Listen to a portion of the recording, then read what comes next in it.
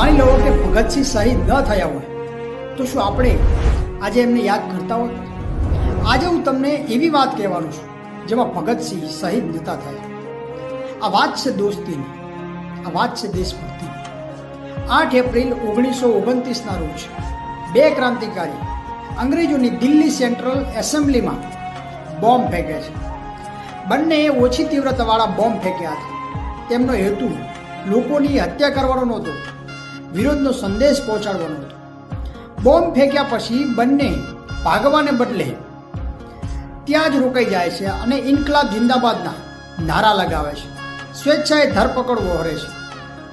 તેમને લાહોર સેન્ટ્રલ જેલમાં રાખવામાં આવ્યા હતા, જ્યાં તેમને 116 દિવસ ભૂખ હડતાલ કરી હતી. આટલા સુધી કહાની ભગતસિંહની હતી, જેમાં 23 માર્ચ 1931ના રોજ ભગતસિંહ, રાજગુરુ અને સુખદેવને ફાંસી આપવામાં આવે છે.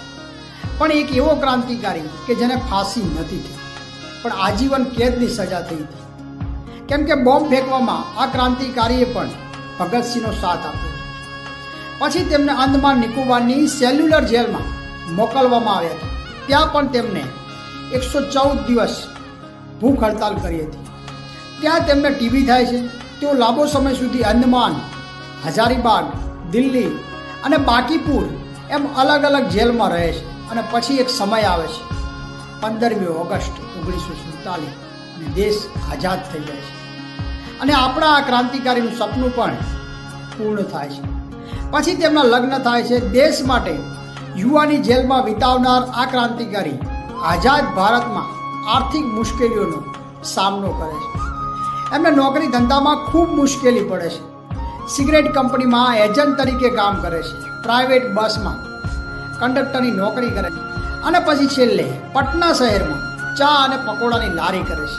બધા લોકો ચા પીવે છે, પકોડા ખાય છે, પણ કોઈને એમ નથી ખબર કે આ એ જ વ્યક્તિ છે કે જેને બોમ્બ ફેંકીને બ્રિટિશ સરકારને હચમચાવી દીધી હતી. મનોજ કુમારની ફિલ્મ શહીદ લખવામાં પણ આ જ ક્રાંતિકારીએ ખૂબ મદદ કરી. પછી તેઓ બીમાર થઈ ગયા, પણ દવાખાનામાં જવા માટે એમની પાસે પૈસા નહોતા. 1965માં દિલ્હીની એમ્સમાં તેમનું અવસાન થયું.